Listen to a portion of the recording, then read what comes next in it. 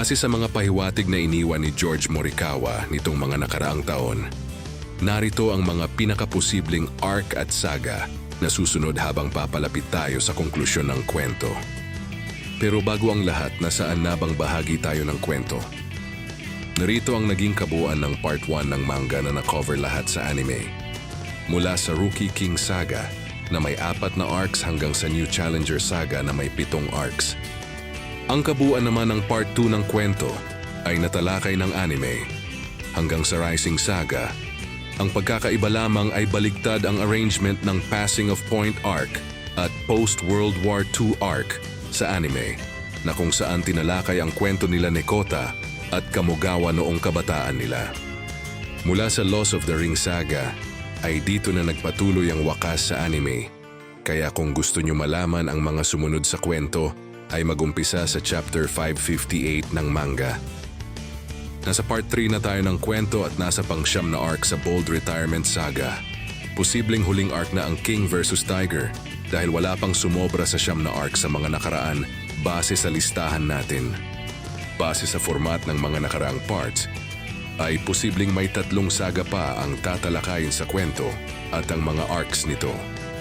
Ang Crossing the Line Saga, pagkatapos ng laban ni Sendo at Ricardo, ang sagang ito ay tututok sa psychological na epekto ng laban ng Ricardo versus Sendo.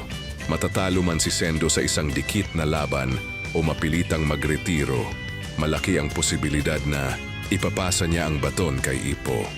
Sa istoryang ito, sa wakas ay aaminin na ni Ippo na ang kanyang katawan ay magaling na at ang kanyang boxing IQ ay nasa peak na nito. Ang pahintulot ng ina, isang mahalagang sandali na inaasahan ng fans, ay ang heart-to-heart talk ni Ippo at ng kanyang ina na si Hiroko. Dito ay bibigyan na siya ng basbas na bumalik sa ring dahil alam nitong nahanap na ni Ippo ang sagot sa kung ano ba talaga ang ibig sabihin ng pagiging malakas. Ang Domestic Comeback Arc, hindi agad tatalon si Ippo kay Ricardo. Kailangan muna niyang bawiin ang kanyang ranking at patunayan ang kanyang bagong boxing style, ang istilong may halong high-level strategy at ang evolved na Dempsey role. Ippo Makunuchi versus Imai Kyosuke Arc. Ito ang tinatawag na passing of the torch pero pabaliktad. Si Imai ang kasalukuyang Japanese champion at tinitingnan bilang isang mini Ippo, ang makitang dinudurog ng isang teknikal at mas matalinong Ippo ang batang bersyon ng kanyang dating sarili, ang magiging ultimate statement ng kanyang paglago.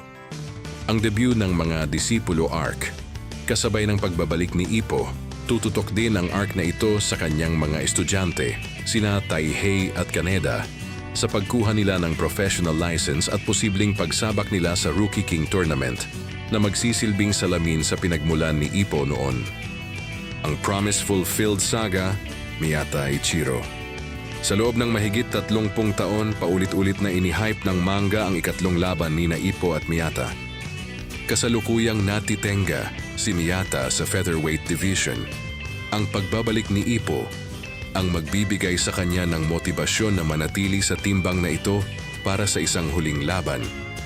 Ang itinakdang sparring o match, mangyari man ito bilang isang opisyal na world title eliminator o isang underground na laban. Parang sa dulo ng Rocky III, ang arc na ito ay kailangan para tapusin ang character arc ni Miyata bago siya tuluyang umakyat sa junior lightweight. Ang pananakop sa 6 na weight class saga, Takamura Mamoru. Habang umaakyat si Ippo, magpapatuloy naman ang paglalakbay ni Takamura para sa kanyang layunin, ang 6 na world titles sa 6 na magkakaibang weight classes. Ang light heavyweight at cruiserweight arcs, maaari tayong mamasdan ng 2 pang malaking arcs para kay Takamura. Sila ang magsisilbing emotional anchors habang nasa transition si Ippo, kung saan makikita ang matinding epekto nito sa katawan ni Takamura at ang pagtanda ni Coach Kamogawa. Ang World Title Saga, ang Korona ng Hari, ang huling yugto ng buong serye. Ang daan patungong Tokyo Dome, ang hype para sa Ippo versus Ricardo, ang posibleng maging pinakamalaking kaganapan sa kasaysayan ng manga na maaaring ganapin sa Tokyo Dome. Ang monster versus ang hari. Dito mareresolba ang tanong, Kaya bang talunin ng isang scientific at human na boxer ang bagong Ipo, ang perfect at natural na si Ricardo Martinez? Special mention na rin ang iba pang cast sa Hajime no Ippo kung magkakaroon pa ng karagdagang arc kina Aoki at Kimura at ang posibleng redemption arc ni Itagaki kay Imai Kyosuke. Lahat ng nabanggit ay purong espekulasyon lamang at hindi opisyal at ibinase lamang sa mga nakaraang chapters upang bigyan ng konklusyon ang bawat istorya ng cast sa Hajime no Ippo. Ano sa tingin nyo ang mga future contents ng Hajime no Ippo?